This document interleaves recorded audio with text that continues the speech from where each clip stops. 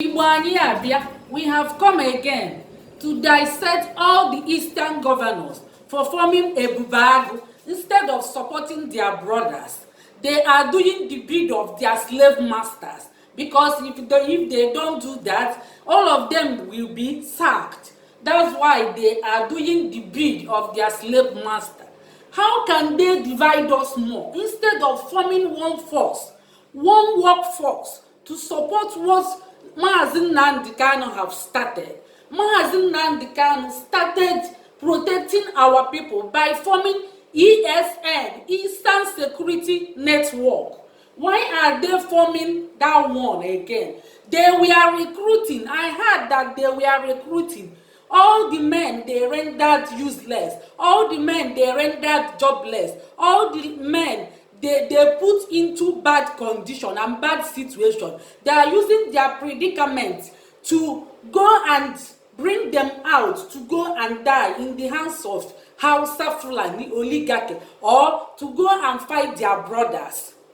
It is now that they will remember them, since they were eating their political money, giving the political appointees and the appointments and the contracts. Did they remember them? No. It is now that is in danger that they will remember them. They are going around recruiting poor masses, poor innocent masses that graduated since long time ago. They don't have job. They don't see any job to do.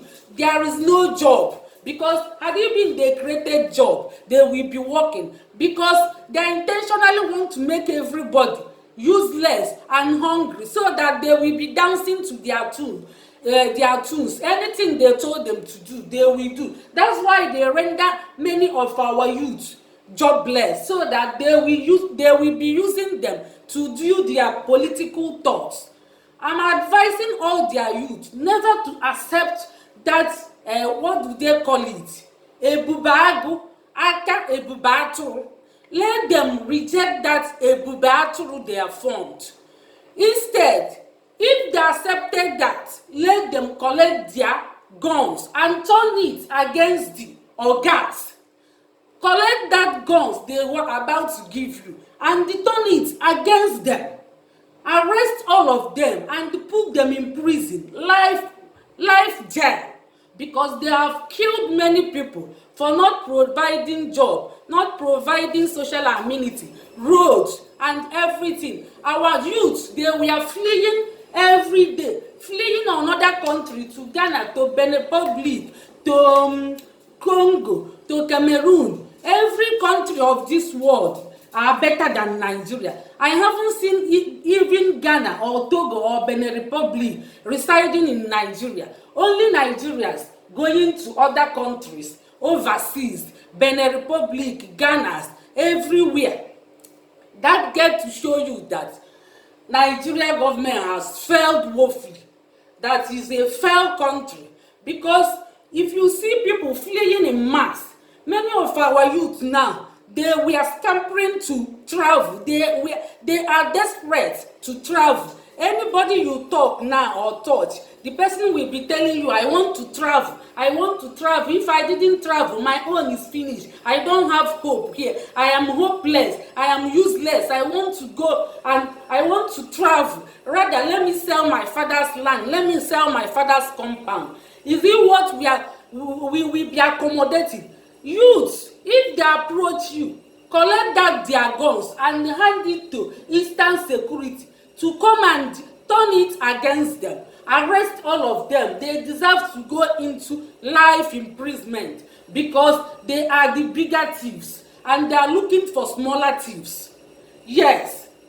Ebubaturu, if they come to recruit you, collect that gun from them and turn it against them. Use it to go and give Eastern Security, or turn it against them. Use it to go and arrest all of them and put them in life prison, because they have rendered your destiny, your hijack, your talent. They render everybody useless and hopeless in Nigeria. So this is your great opportunity. Yes, so you Jenny, Fanny form Ebubaturu, Epsina Ebubagu, Naputon Afe Bube. ebubebu afa dị nsọ unu wecha anya weli enye unu na-ekwo ekwola ataji anya eme nwunye eji unu na-eme ka ndị slave masters unu wee jaa unu mma kama unu ga-abịakọta ọnụ were ofu obi kwado Eastern Security unu na-ataji anya eme anya ụkwụ eme anya ọfụ anyị ga-ama ebe dandakpua wee jee ụmụ nwaanyị ndị niile unu kwesịrị iso mebe freedom maka ọ na-emetụtakwa unu a na-egbu ụmụ nwoke niile kịta na-egbufa unu na-achọkwa di na-akpe ekpele n'ụlọ ụka na-asị kedu di unu amara na-egbuchegodi unu kwesịrị ịpụta gbaa ọtọ naked mee protest gbaa ọtọ tija maka na freedom ọbụla ma protest ụmụ nwaanyị apụtara ọ dị enwe isi unu kwesịrị ịpụta mee nnukwute protest tara akpụ ịmara gbaa ọtọ tija mee protest gwa ndị na-achị unu na ihe a na-eme adịgo unu njọ nke a bụ unu na-asalalụfa na-ebelelufa na-akụlụfa aka unu na-emelufa melemele n'iru kwa mpiti n'azụ n'ime onwe unu nọ na-ebe akwa arịrị ata aka n'eze unu luo ọrụ na-akụlụfa aka fa na-ekwu okwu unu na-akụ aka unu na-emekwa onwe unu maka ọ bụrụ na unu gosi na obi adịghị unu mma unu famalị nke a emechidokwu protest amazi m nke unu ga-eme ọnyago unu n'eze kịta onye mezie protest peaceful agbagbu onye nya bụ na fa chozi peaceful protest ọnya bụ na ihe a na-emezi kwesịzi ka ọ bụrụ fa ka ejizi ezukozi example maka nkụ onye kpata ka ọ na-anya n'udu mmiri onye kpata nkụ arụrụ ọtagburie nya bụ fa ji emechie peaceful protest ndị mmadụ na-eme na Lagos ma ebe niile ma na Igbo ma na Biafra land fa emechie nye onye mee peaceful protest akpụrụ ya gbagbu iwe webe na ụmụ mmadụ fapụta ụgbọ fọmụ unknown gọọmenti ebe unu achọrọ n'udo ka enyezi unu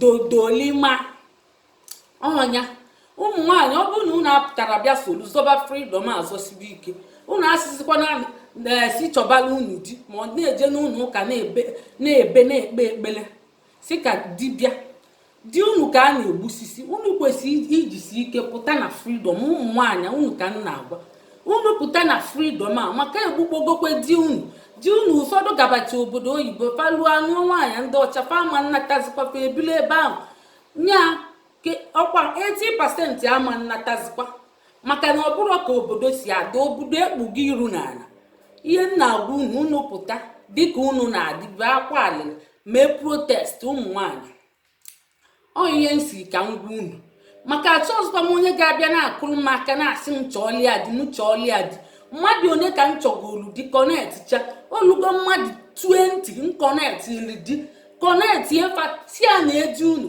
kpọlia kpọọ unu nụchicha di na nwunye unu a-na-azụkwa echeta m unu sebe okwu ka unu ji echeta m mgbe ahụrụ gbọba kpesebe mkpese ma ndị niile ọ dịrị mma onwere onye kpọgo unu wee si thank you ma wee bụzikwali nye ihe mana unu sebe okwu ka unu ji abịa ndị na-achọ di na nwunye unu ka m na-agwa enye unu na nkịtị unu gaa iru ya bụ ndị enyere ifuru na oburu ibu di ebu ozi ibu di dị ụkọ ya bụ chọbazianị chọsibe ike ya ka nwanne anyị nwoke ji neche anya wee kreti elu unu ka ihe akpọziri ya unity matchmakers jieni n'ịntanetị ka unu jee chọọ ya jieni na Google type www.unitymatchmakers.com ka unu jee ebe ahụ chọba di na nwunye ebe ahụ di jụrụ ebe ahụ nwunye jụrụ ebe ahụ onye lụọ ọrụ nke unu abịazina na-akụrụ na-akwalụ m aka ụmụ kọnetị unu mmazịkwa kọnetị unu maka iwe na-ewezi m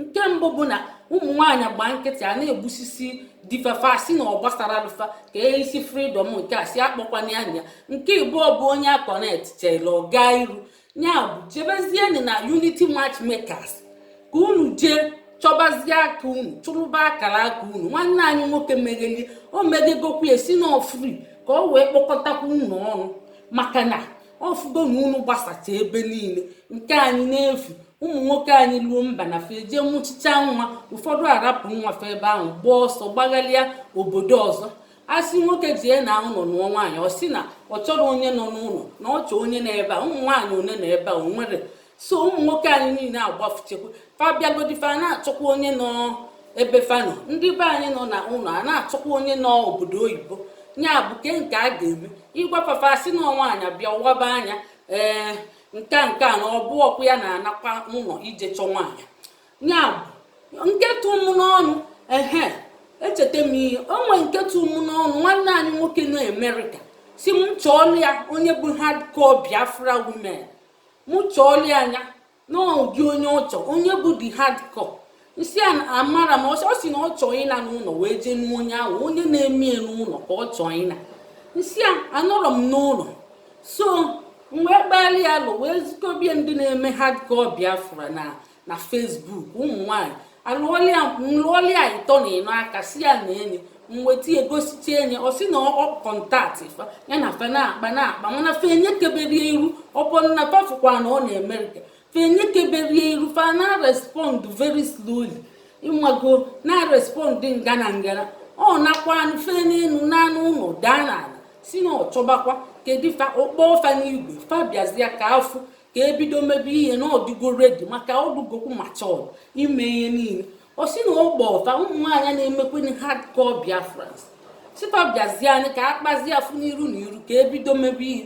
Ụmụ nwaanyị abịakwana ọkpọ onye mmadụ na-abụ ọ bịara ọsịfa ogene na-afịọ fasi na fadu busy with gịnị fasi na fadụkwa busy with Biafra struggle ma ndị ihe ma ndị akwụkwọ ma ije protest ma ụmụ ihe wee tinyekwa n'aka olie m ọnụ ndokwa surprise ọkwa si na nwaanyị ọbụla nwoke bịa si Amerịka bịa na ọ na-eji ọsọ eje nke a tụzikwa m n'anya ka osireje ka fe esireje ọ bụrụ njọ mmadụ ka nwanne anyị jọrọ ọ bụrụ onwere ihe meli aka ejiri ụkwụ ejiri ọkpọ m kọọlụ m ihe a ntie mkpu nsi ogenekwa ihe a lie m ọnụ si na afụnukwu ụdị nke a bụkwa afụnu nke bụkwa afụnugo okeke. Eche m na ha si na agwakwara ụmụ nwaanyị nọ ndịda na onye esi Amerịka ụgbọ ọsọ bịa amakwa m na o nwekwa onye na-ajụkwa ajụ ọkwa ka unu soro m nene ihe a na-enene. Ọ dịkwa egwu ụmụ nwaanyị be anyị dịkwa na mkpa jekwa anyị ka unu onye ghekwa unu ọnụ si na ọbụrụ do serious unu jekwube n'elu unu arọzina maka onye rọkata ọba na voicemail ọnya ka nsikwa ka ngwa unu ndụ na-afọ ọmụzikwa ebube agụ ihe m na-agwa ndị unu tinyere agụụ kafa wee na-agbara unu egwu jeeni na tafanya weli na emefe arrest turn your gun against your oga. Ọ ihe nsi ka ngwa unu ka emesịa.